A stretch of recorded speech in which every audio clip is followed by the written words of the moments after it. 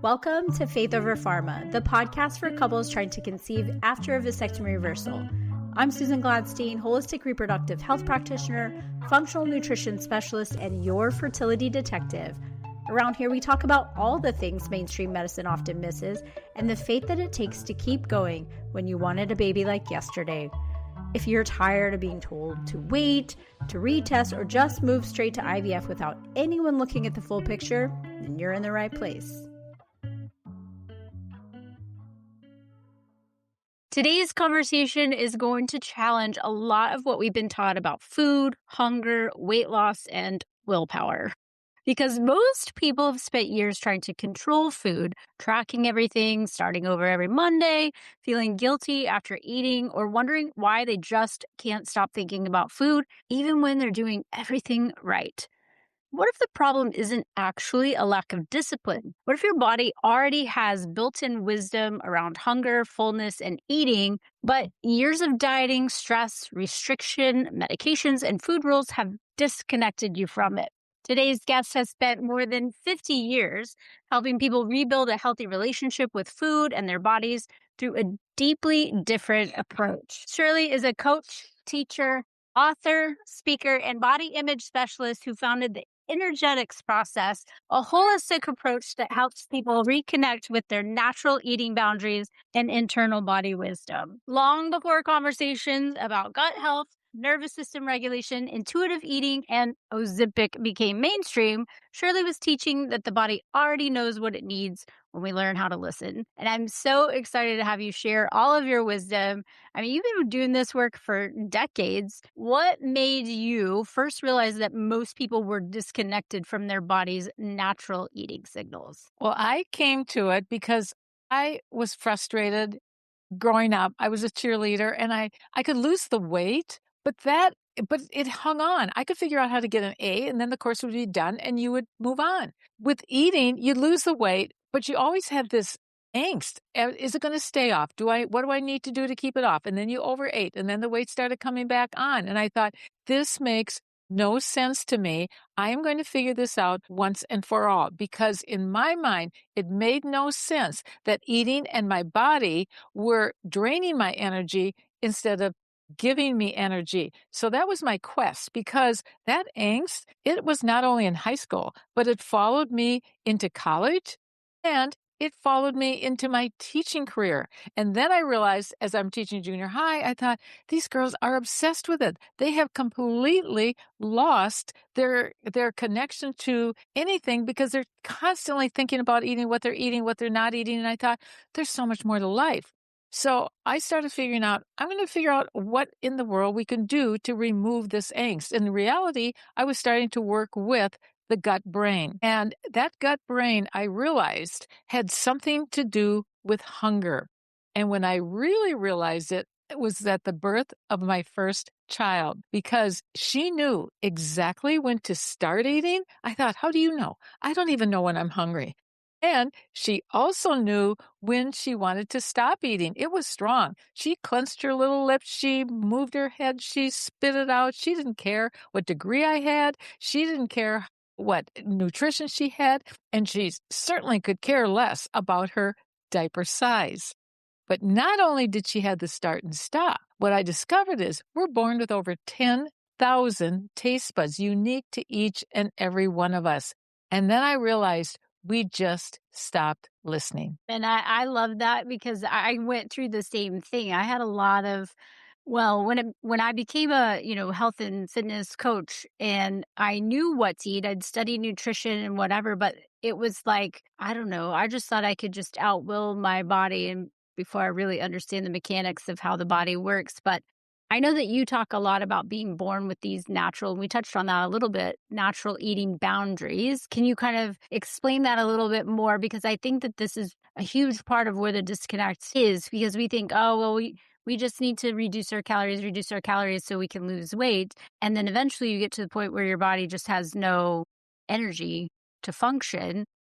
It gets used to it, but then it's like you go I know people that do these cleanses and they'll lose a massive amount of weight very quickly, but as soon as you go back to normal eating in life, it all comes back with a vengeance because that's just how our body is. Instead of having that slow and steady, wins the race kind of mentality. So, but I think that's what a lot of the diet culture has kind of taught us. So, can kind of explain a little bit about natural eating boundaries and maybe somebody's not heard this yet. Well, everything that you described about counting the calories, deciding what foods you should eat, everything that you were describing is all coming from the head. There are no answers in the head. The eating boundaries are located in the body. And that's where we need to get back to. That's why the food noise, all the rules of eating that are out there, all of those rules just created more and more of a disconnect. Because when I say I believe in total choice, people would panic. They got, oh my word, because they've used these rules as a semi-boundary. Well, I'll follow these rules and then I just blew it on the weekend. Well, then I'll go back to following these rules again and then I'll blow it again. Because until you own, and this is the difference, total and complete choice of all foods, you can't truly be within your own body because choice is our identity. And we need to own the food, which gives our life. We need to own that food. We need to own those decisions, or we become a feeling of really being inadequate, of feeling inadequate, making our own decisions. But when I start talking about choice, they will say, but what about all those foods that aren't healthy? What about all the foods that have processed? And I say, I do nutrition at a deeper level because I have them drop into your body. And if I would say to you, shrimp is healthy, and you read all the research and it says, oh, shrimp's got protein, it's got this, it's got that. But when you eat it, you have a reaction. So who is the ultimate authority of what foods are right for you? You are. So I start with that. So choice is really the cornerstone of my entire process because we really need to be within our bodies to feel how that food feels to us without the judgment from the world and judgment from our own heads that we've picked up from the world. And this is what's really key to understand. And then people will say, but I'm hungry all the time. Because I'll say, eat when you're hungry, or I don't even know if I'm hungry. And so I would challenge the audience to think about a scale from 0 to 10. 0 is starved, 10 is stuffed. And I'm going to have you do it too, Susan. And then 5 is the feeling of nothingness. Your hunger's gone away. You're not crowded with a little extra food. That would be a 6. A little bit more would be a 7. 8 would be like, okay, I need to lie down. It's not giving me energy anymore. It's draining my energy because I'm crowded. 10 is like, okay, just let me go to sleep. 5 is the feeling of balance. The hunger has gone away. It's the feeling of nothingness. The 4 would be like, oh, I'm starting to feel like maybe it's starting to be a little hungry, just a little bit. 3, a little bit more. 2, the stomach's starting to talk to you. It's growling. And so if the audience would put their mind in their stomach, and you can do this too, Susan, because I'm going to ask you your number. If you put your mind in your stomach right now, what number would you be at in this moment? Well, I did just eat breakfast, so I'm at a 5. As I was going through my process in different certifications, somebody had talked to me about when you start to feel, if you're eating slowly and really chewing your food and being mindful, when you start to feel full, you will take a heavy sigh. And that's when you know to stop because that's your body telling you. And I never had realized that just naturally, that's what I did because I didn't like the feeling of feeling full. Like it's just an uncomfortable. And I grew up in a family where it's like you don't leave things on your plate. So if you scooped it, you better eat it. So that was a little bit of a challenge. I would always just kind of learn as a kid to kind of go on the lower end of serving sizes to avoid feeling full. But I would say right now I'm a 5. Yeah. And what was really good for you, you had a feeling, it doesn't feel good to feel crowded. That feeling of balanced, and I play tennis, so that feeling is a power feeling. That's where you can move right or you can move left. It's that balanced feeling. It's the feeling, and I have to describe it sometimes as the feeling of nothingness, because that's the feeling of your body's been taken care of. Let it be. Move on into your life. That's when a 2-year-old wants to get going. They want to move. They've had enough. They want to, until the parent says, finish your food. That's when the disconnect starts because now it's an external rule instead of having the child listen to their body. And I have a cute story of my son when he was in 4th grade. He came home and he said, this lunchroom lady said this strange thing to me today. And I said, really? What did she tell you? She told me at lunchtime that I had to finish my food before I went out to play. And I said, oh dear, what did you tell her? And he said, I just looked at her and she said, how do you know what my stomach feels like? I'm no longer hungry. And I said, there's the empowerment of a 4th grader talking to an authority figure and saying, this is really odd. You have no idea what my stomach feels like. I'm done. I'm finished. So that's how all these disconnects start. They don't start from birth. They start as we get into life and well-meaning parents, well-meaning doctors that say, okay, you can't listen to your body. You've got to have this much here and this much there. And and if you've ever noticed, the rules keep changing out there. I thought if I had to ever listen to the rules, I'd feel like I was a ping pong ball because one day this is good. The next day, oh, not so good. One day you got to get a lot of protein. Oh, that's not so good anymore. Now you got to have the carbs. Now we're back to the proteins. I've seen it all. I've seen the waves of it. And whenever you interfere with either a food, particular food, or a group of foods, you're going to create deprivation of something else. This whole process is about abundance of good feelings out of respect to your body. That's what this process is. So it gradually moves you back to just the quantity that you need because we're not meant to have storage. It doesn't feel good. It just doesn't feel good. And what's storage for? It's really for a famine. And I don't know about you, but I haven't heard of one coming yet. So we don't need the extra food. And we have storage bins for food now. We don't need to store it on our body like in the wilderness days where they had to store up for the winter. We don't need to store up. It's not healthy for our bodies. So I get rid of the food that we don't need and start using up that storage. And that's so good. And I think that, well, I personally believe that all the food noise is a very intentional thing because it keeps us distracted and makes, big pharma wealthy. I mean, Yeah. that we see medications like Ozempic or, everywhere. What are your thoughts on why so many people are turning to these medications when there's actually a much, much better way, in my opinion? Yes, yes. And I'm glad you brought that up because what does Ozempic do? It gets rid of the food noise. And because we're not supposed to have it in the first place. So that was the good news about Ozempic. It gets rid of food noise. The second is when people say they can't lose weight, well, guess what? If you eat less, you lose weight. And so that was the only good news. However, it cut us off from our natural feel of hunger. It cut us off from all the feelings within our gut brain. And there are 9 messages to one, from the gut to the head versus the head to the gut. We cut off and manipulate the hunger and we cut out that food noise. We're cutting out a huge portion of our soul, of our self.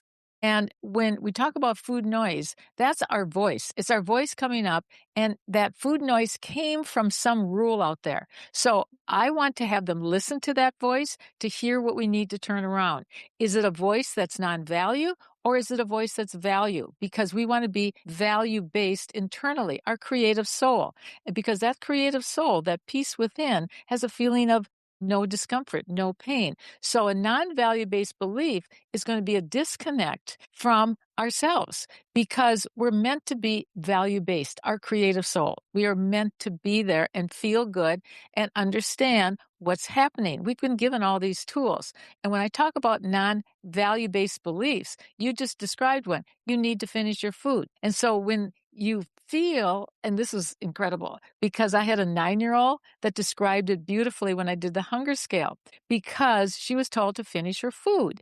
And she said, when I described the 5, she said, we got comfortable with uncomfortableness. So it felt good to finish her food. She might be at a 7, but she not only finished her food, but she got a hug and she got praise because she finished her food. Oh, good boy, good girl. You'd finished your food. So now that 7 that was normally supposed to feel uncomfortable is no longer uncomfortable because you got all this outside praise. So when I start working with people and start moving that scale down to like a 5, at first they feel some discomfort. Well, that's coming from a non-value-based belief. Well, I love that differentiation because I have, obviously battled that. Many of my clients have battled that over the different time. But what if somebody is feeling hopeless or think like, oh, I've just failed too many times to ever change? What would you say to them? That's so interesting because I don't know what it is about my clients, but when they find me, they've tried everything and feel they are totally and completely hopeless. They say to me, they said, I'm going to be the one that you're going to say, nope, this is never going to work for you. We all own the eating boundaries. It's just been interfered with. So every single person out there can get back there. They can get back there. They just stopped listening, but it's more than just intuitive eating. I have a detailed process to really guide them back because you need a kind of a step-by-step process to get there because it's so foreign. It's such a foreign place for people to go. And so what happened was when people became so frustrated with their weight because they never really connected back to their eating boundaries, they went more to the outside world. Well, there was drugs out there to say, yeah, here, let me help you. And instead of going back to where it's really a good feel, an abundance feel, I always say I get a GLP-1 results, but it's no pain.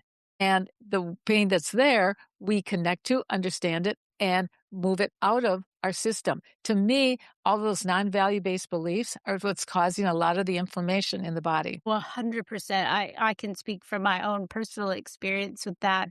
Just being so, I don't know, all the noise, actually, the noise of the food and the emotions of that, thinking about, oh, well, I need fulfillment. And for me, it was really taking back a step and seeing what it was that I was trying to fulfill. What is the emotion there? But I know that you think not all emotional eating is actually emotional. So can you explain that? Okay, when first you have to understand what eating is doing for you. Because once you understand the hunger scale, like people will go from maybe they started at 5. Like I had one client that when I described the hunger scale, he said, oh, I see where all this extra weight has come back or on is because I used to think the 5 was my start. When I felt nothing, I was empty. He said, I started eating at the 5 and then finished at about a 10. So as I start moving those numbers down, it's like they understand, okay, this is where I'm supposed to be. Eventually we get down to when your stomach's growling, when it's talking to you, you start eating. When you're no longer hungry, you stop, just like you did for breakfast this morning. You stopped at the 5. And once you understand that, then that's where the work starts. Because when you're not hungry and you still have the desire to eat thought, that's when it gets, wow, how would I say it? That's when the learning starts. And I had a CEO that said to me, he said, Shirley, I understand the hunger scale now. I understand when I'm at a 2 and I understand when I'm at a 5. But 2 o'clock rolls around and I have this desire to eat thought and I have to eat. I need to eat. It's like, I don't have any other options. I know I'm not hungry. What is that all about? And I said, okay. I said, just imagine 2 o'clock in the afternoon, just for now. If eating didn't exist at that moment in time, what would you do? And he looked at me and I say, he's the CEO of a company because he said to me, I make decisions all the time. You just asked me that question. I have no answers. And I said, exactly. Because when you use eating out of order, it's above your own thoughts and actions because you were meant to use your own thoughts and actions in those moments, every moment. And what eating does, it rises above it and it takes care of what you were meant to do with your own thoughts and actions. And it buries your ability to think creatively. It buries the other 4 pleasure senses. So it's exactly what you said. I have no answers. So we've got to say, if eating didn't exist in this moment, now we got to start brainstorming because your creative mind became buried with that extra food, the food that was out of order. It buries the creative mind. So as I started working with them, I said, just imagine what could you possibly do? You'd have to make it realistic in your office at that moment in time. And he sat there for a while and you could see the dust kind of going off his little brain. And he started thinking, well, I suppose I could just look out the window or I could just, rub one of those little worry stones if I'm stressed out, or I could make a phone call, or I could do a little puzzle. And I said, now it's starting to surface because there are unlimited things you can do in that moment in time. Unlimited with your other four pleasure senses, your own thoughts and actions, it just goes unlimited. But you have to understand what eating was doing for you because it works too well. What does eating do? It can move you. You don't even know before that desire to eat thought that you're feeling uncomfortable about something. Why did you even detour? Why did you even run from that feeling? Why did you go over to that desire to eat thought? That's why I said, drop down in your body. Are you hungry? Not go into your life. But it does a lot. And it can move you from an unpleasant feeling to a pleasant feeling in a moment. Just like that for that moment. And then you're frustrated after that. But in the moment I'm talking about, it works really, really well. It also moves you. Chewing, that's a movement. That's a movement. And so I had one client that said, you're right, because I can be downstairs and thinking, oh, I just don't want to do anything. And she said, then all of a sudden I'll think of something to eat in the refrigerator. I just bound up to those stairs. I can get to that refrigerator so quick, so easy. It moves you. It becomes your movement. And in addition to that, it gets you back to yourself. That food says, you got to go back to yourself. You got to get back to yourself. I'll help you. I'll move you back to yourself. You'll feel more grounded. You'll feel more settled because now you're back inside yourself. But you didn't get there from yourself. You got there from that decision to eat. The eating did it for you. So it becomes more powerful than your own thoughts and actions. And that's why that desire to eat thought becomes so powerful. And when I work with my clients, I say, this will be the hardest thing you do to put it back in order, but it will be permanent because we are surfacing your own eating boundaries. And that's what we want, right? The permanent. I always say, like, I didn't know how bad that I felt until I felt good. And there was always this sort of fear, I guess, when you have all these rules around what you should or shouldn't be eating. The power of choice really is very, very powerful, because when I took the emotions out of, that's bad or that's good or I shouldn't or whatever, when I took the emotions out of that and just it was what it was, man, did that feel good. It didn't come with all of those feelings of guilt and shame and that cycle that kind of keeps us all in that hamster wheel. And so I love your approach. And I know somebody's listening and they want to learn more about your work and your process. So I'd love to share with them how to connect with you and what you can help them with. Yeah, you can see that I love this because I know there's no failure. It's not about failure. It's about taking out the interference so your natural state can surface and you can be back to that infant who has that strong stop. And they can reach me through my website, which is Energetics. And I always have to spell it because they hear energetics, but they think EN. It's INNERGETICS.com, Energetics. And in my website, they can download my book, which I wrote way back in 1991. They can download it for free. The foundation is there. I've just developed so many tools, and I have discovered that what I like to do is work one-on-one. So once the book came out, I really thought, okay, they'll just have this simple little tool and we'll all go on, never realizing how far people were from their natural eating boundaries because it's so freeing. So that's why they can go in and they can read that book for free. They can contact me through the website or through my email, Shirley@energetics.com. They can follow me on Instagram Method. I've never been a social media because I've been around too long. That was never part of what I did. And everybody that I worked with around the world say, how come you're not out there? And so I have a person that came to me and said, let me do your social media. I said, great. We'll just make sure everything is right and you can post because it was not what I grew up with. So but now and I love what we've developed there. So follow me on Energetics Method.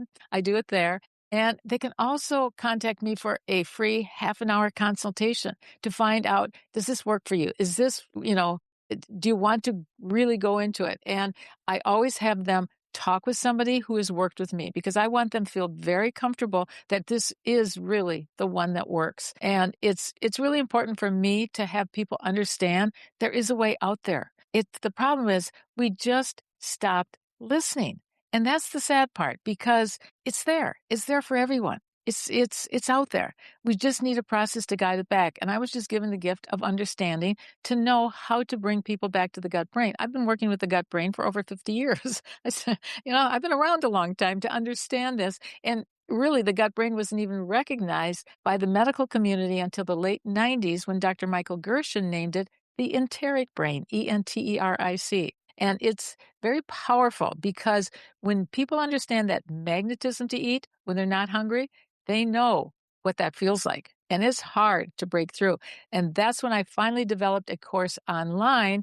And the people wanted me to just let people go through it on their own first. I said, no, that won't work. I've got to still be there one on one. So I have the online course, plus I work with them one on one. And I too am on a one-on-one kind of person because I think that's a big part of the problem is there's so much noise out there and you think, oh, I've got to do this thing because Mary's sister's cousin did it and it worked for her and she looks great. But like, as you mentioned, shrimp, if you really tune into your body, like I love broccoli, it doesn't love me. And whenever I realize that. Even I took a gut health test, I don't know, 2 years ago, and most of the stuff that it came back with, like, I had gone through this process of understanding my body and paying attention to how it reacted to different foods, and so I'd eliminated a lot of the things that said I shouldn't eat, but the one thing that was on there that I just had not given up and did not realize was causing an enormous amount of inflammation was tomatoes, and I literally was eating them every day. And I was so frustrated because I was like, I'm working out, I'm eating clean, I'm doing all the things, but I still have all this puffiness and my gut is not,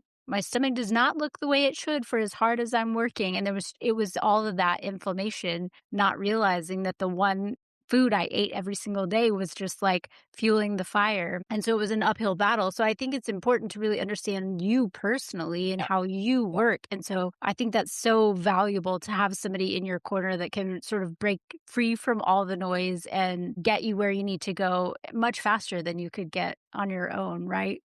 Yes, And exactly. I love that so much. Well, if somebody's listening and they're feeling discouraged and exhausted because they've just done all of this years of dieting, what would you want them to hear today? That there truly is a way to freedom, and it's really with choice and hunger. Those are the original eating boundaries because of the taste buds. There really is a way, and the good news is it's not just about size and weight because once they get eating in order, life surfaces. Eating is easy. We all know how to chew, eat, and swallow. It's life that's difficult, and as you start removing the eating, you develop tools to guide you how to handle the feeling. And so they become very empowered because, first of all, they got there from making their own choices, their identity. So there isn't going off anything or on anything. They're on a process of understanding themselves and developing tools to handle every feeling they have. It's a moment to moment process. And that's so good. And I can say from my own personal experience that that freedom that came with releasing all of that that was just weighing me down was huge for my own health. Just the stress and the anxiety of all of that and being able to focus on other things where I wasn't just consumed by the food noise, which I personally think is a little bit intentional because I once read somewhere where the food industry will like sell you all the junk food and then they'll, manipulate your mind to thinking like I've got to buy all this diet food and health food. So then they basically are making money off of you twice. And I think too, it's like, it's so, I don't know. A guy was talking to me about he had taken his food on the airplane and everybody was commenting on, oh, that looks really healthy or whatever. And it just still blows my mind that we live in a world where if you're eating what is normal and natural and good for you, that it comes with all of these like things around it, whether it's, negative comments. Oh, why are you eating that salad? Or I could never do that. I mean, I will say I was a Dr. Pepper addict for many, many years, and I couldn't imagine a life without it. I could not. And I'm going on like 15 or 16 years, without it. But honestly, there was a time in my life I couldn't even just imagine just drinking water. But it can be done if I can do it. But it was a lot of that peeling back the layers and understanding a lot of those emotions and things that I had been taught finish everything on your plate. And some of that came, I think, from, my grandparents and then my parents when there was like a scarcity mindset around, the Great Depression. And so that was very much like you have to eat and money was tight. And so there's a lot there to unpack. And so I think it's very important that it's very rarely just about the food, right? Very rarely. And so I love what you're doing. And the more I hear about some of these GLP-1s and the side effects people are suffering from depression, anxiety, because not only does it close out the food noise, it is ridding you of any kind of emotions. Libido is being affected, depression, anxiety. I mean, I know several people who have told me anecdotally about having these, suicidal thoughts once they got on it. So it's like, okay, great, you lost the weight, but now you don't want to live. Like that, to me, that is such an injustice when there are way better natural ways. And God did make a mistake when he created our body. So really tuning into that for sure. So I am so, so grateful for all the work that you're doing and have been doing for all this time. Before we jump off, is there anything else that you would like to add? When you talked about the depression, because 90% of your serotonin is within your gut brain, I take out the interference and all that food noise so that all that stuff can be released, that good feeling, that peace within, the joy, being able to handle the lowest of the low to the highest of the high, and you become your own human anchor on this earth. We were given all the gifts to handle life within us. It didn't just became that easy way to escape ourselves. And why would you not want to just be within yourself? It becomes the best place to be. Amen to that. That's what we want. It's like creating a better world and better humans 1% at a time. I love it so, so much. Well, thank you so much for being here, for sharing all the things. And I appreciate you. And I'm excited because I know that there are many people's lives who are going to be changed just in hearing what you've said. And hopefully they'll reach out to you to have that full life change, because it is a lot better on the other side, even though it can stink going through it. Yeah, it's a process to get through it, but you keep building in what you're doing well. That's why it's an abundance of good feelings instead of a deprivation. Which is a much, much better feeling. And wouldn't you want to do it that way? Wouldn't you want to be in abundance instead of deprivation? So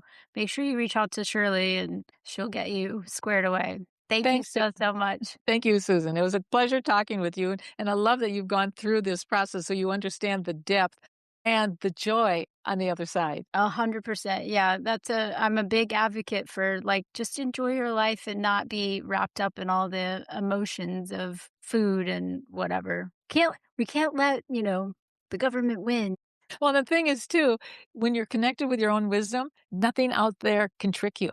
It's like I work at nutrition and health at the deepest level, how you feel, and it can't be tricked. Your head can be tricked, but if you're connected to your gut, it can't be tricked. So I work from that place, and that's why I would love everybody to do it, because it would drive the market to have strawberries taste like a strawberry. They get 100%. Yeah, they get there through total choice. And a lot of my clients will say, I never thought I would want a salad. I said, yes, because you can't want to should. All those healthy eating rules, it's like when I open up choice, they say, well, I want everything opposite. I said, yes, because you can't want to should. Somebody already made those decisions for you. So you always have to make the opposite, or believe you think you want to make the opposite, but it makes you feel like, well, if I chose exactly what I want, I'd be 500 pounds. Because you've tried to follow somebody else's rules. Whoever makes the choice owns the power. I want to empower my clients. I love that.